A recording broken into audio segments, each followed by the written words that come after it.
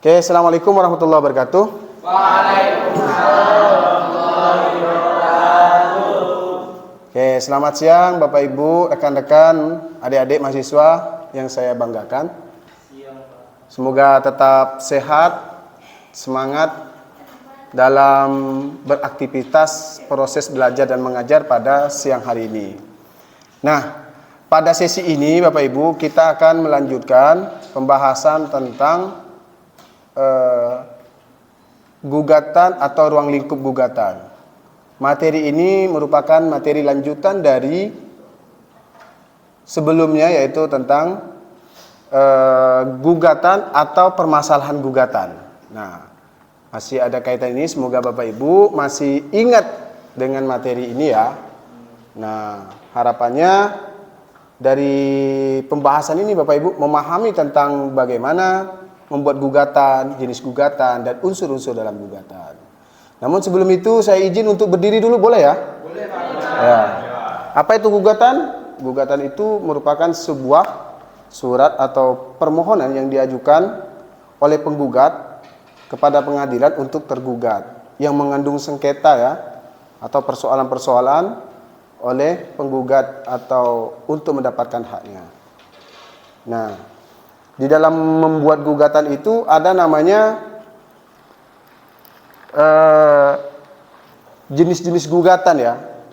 Ada jenis gugatan sederhana, ada gugatan biasa, dan ada gugatan perlawanan. Gugatan biasa ya. Gugatan biasa itu gugatan pada umumnya. Umum gugatan biasa. Tapi kalau gugatan sederhana itu merupakan gugatan yang dibatasi. Maksimal nilai yang digugat itu 500 juta. Misalnya tentang utang piutang. Tapi kalau untuk tanah itu tidak bisa. Nah, itu dibatasi. Kemudian ada gugatan perlawanan, ini terhadap putusan perstek, yaitu verzet ya. Itu namanya gugatan perlawanan. Nah, di dalam gugatan itu ada namanya unsur gugatan. Nah, ini penting.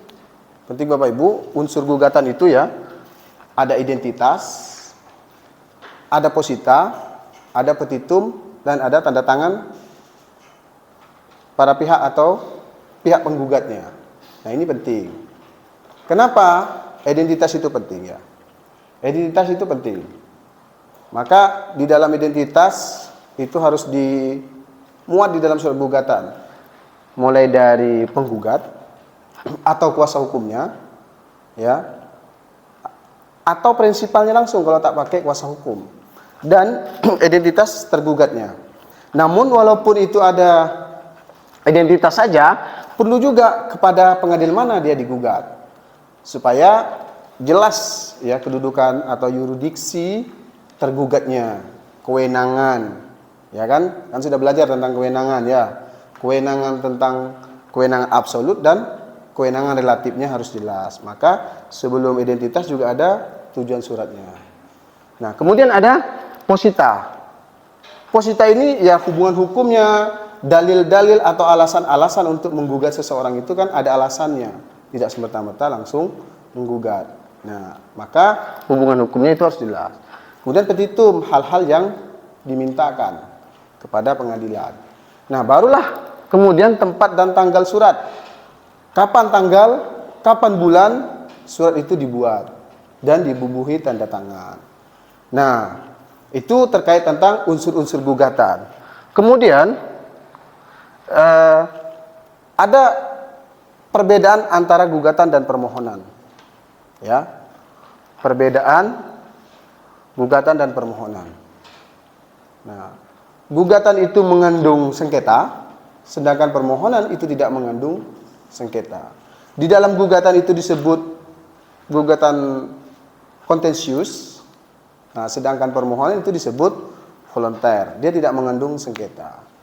Nah, itu terkait perbedaan antara gugatan dan permohonan.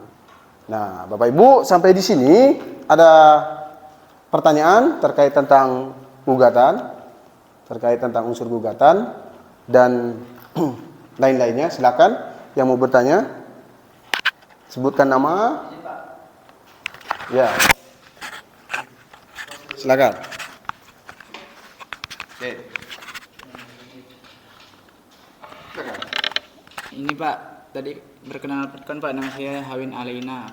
Ya. Ini tadi kan Bapak menjelaskan ada beberapa macam jenis gugatan. Ya. Nah, yang masih belum saya paham nih Pak, gugatan sederhana Pak. Apa yang dimaksud gugatan sederhana dan contoh-contohnya seperti apa Pak untuk Ya. gugatan sederhana?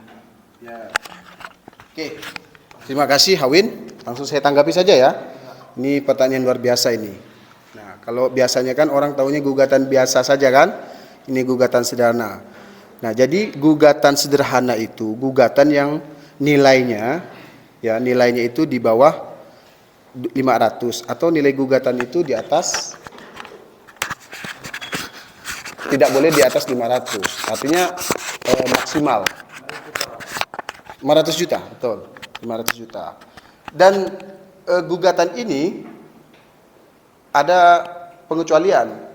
Misalnya gugatan tanah itu tidak boleh. Kalau gugatan hutang piutang, perjanjian yang terkait hutang piutang, misalnya ada yang minjam sama kamu nih, katakan Rosita minjam nih sama Hawin, nilainya 300 juta, yang seharusnya dibayar hari ini, tetapi tidak dibayar sampai hari ini. Kemudian karena ini sudah menjadi wan prestasi kan, kamu menganggap dirugikan, maka itu bisa diajukan gugatan sederhana ke pengadilan. Dan gugatan sederhana itu cepat, lebih cepat daripada gugatan biasa. Dia ada waktu hanya 25 hari batasnya. Nah, lebih sederhana, makanya disebut gugatan sederhana kan. Lebih sederhana, biayanya ringan. Nah, gitu terkait tentang gugatan sederhana. Bisa dipahami? Ya, kalau kamu punya gugatan, digugat saja. Nah, ada pertanyaan lagi kemudian? Ya, silakan. Saya pakai ini aja ya. Ya, siap Pak. Nah, barusan kan Bapak kan menjelaskan tentang ruang lingkup gugatan ya Pak. Nah, saya ingin bertanya nih Pak, apa perbedaan posita dan petitum dalam unsur surat gugatan? Lagi. Itu aja Pak. Oke, terima kasih. Ini pertanyaannya daging semua ini, bagus. Nah, terkait posita dan unsur ya. Nah, jadi di dalam gugatan itu ada namanya posita ya. Tadi sudah disampaikan ada apa lagi? Petitum. Nah, posita itu alasan ya. Alasan di mana seseorang itu menjelaskan kronologisnya. Katakan tadi berbicara tentang wan prestasi. Orang mempunyai utang 1M. Perjanjian ya. Maka di dalam posita itu harus diuraikan bahwa si A mempunyai hutang. Alasannya itu begitu ya. Hubungan hukumnya itu diuraikan. Itu atau disebut dengan istilah dalil atau alasan-alasan untuk orang menggugat. Maka di dalam itu harus dimuatkan dalam posita. Unsur-unsur di dalam posita itu menjelaskan kronologis dari hubungan hukum seseorang itu punya apa? Punya hutang, nilainya berapa dan sebagainya. Kemudian sedangkan petitum itu permintaan kepada majelis hakim atau tuntutan. Yang tadi 100 juta, seseorang itu dimintakan hutangnya itu. Diminta untuk membayarnya, menghukum untuk membayar. Nah, itu dimasukkan ke dalam gugatan yang disebut dengan petitum yang diajukan ke pengadilan. Itu penting. Dua unsur ini penting karena kalau tidak dimintakan dalam posisi tidak jelas, maka nanti dianggap gugatannya tidak jelas atau kabur, maka bisa NO gugatannya. Maka dalam hukum itu disebut dengan obscure libel. Nah, itu terkait tentang dua unsur ini. Ya, gitu ya. Nah, kemudian ada lagi. Oke, pakai ini ya. Izin Pak, sebelumnya perkenalkan nama saya Rahel. Saya ingin bertanya, tadi udah dijelaskan dari pengertian unsur-unsur dari surat gugatan. Pertanyaan saya itu adalah mengapa identitas itu sangat penting sekali dalam surat gugatan dan apa akibat hukumnya jika salah satu identitas itu ada yang salah ataupun tidak lengkap. Sekian Pak. Terima kasih. Ini juga pertanyaan yang luar biasa juga. Siapa namanya tadi? Oh, Rahel. Ya, Rahel. Calon praktisi hukum nih. Amin. Nah, gini Ibu Rahel. Ibu Rahel. Belum Ibu ya. Jadi, kenapa di dalam gugatan itu identitas sangat penting? Nah, sedangkan identitas itu biasa saja ya. Karena pertama, identitas itu kan menjelaskan siapa kedudukannya penggugat. Siapa kedudukan tergugat. Itu penting. Penggugat itu siapa, tergugatnya itu siapa. Ketika identitas ini tidak tertulis, maka siapa penggugatnya? Fatur kah? Hawin kah? Rahel kah? Nah, maka kedudukan menulis identitas itu penting. Itu pertama. Yang kedua, tentang kewenangan nanti pengadilan yang mengadili terkait tentang tergugat, alamat tergugat, nah itu penting juga. Karena di dalam menggugat itu kan harus tahu kita posisi tergugat di mana. Supaya jelas tuh wilayah kompetensi relatifnya di dalam pengadilan itu. Masa orangnya alamat Jakarta nanti digugat di Pontianak? Nah itu kan enggak kena tuh. Maka penting menulis identitas. Kemudian agama penting enggak? Penting. Kenapa?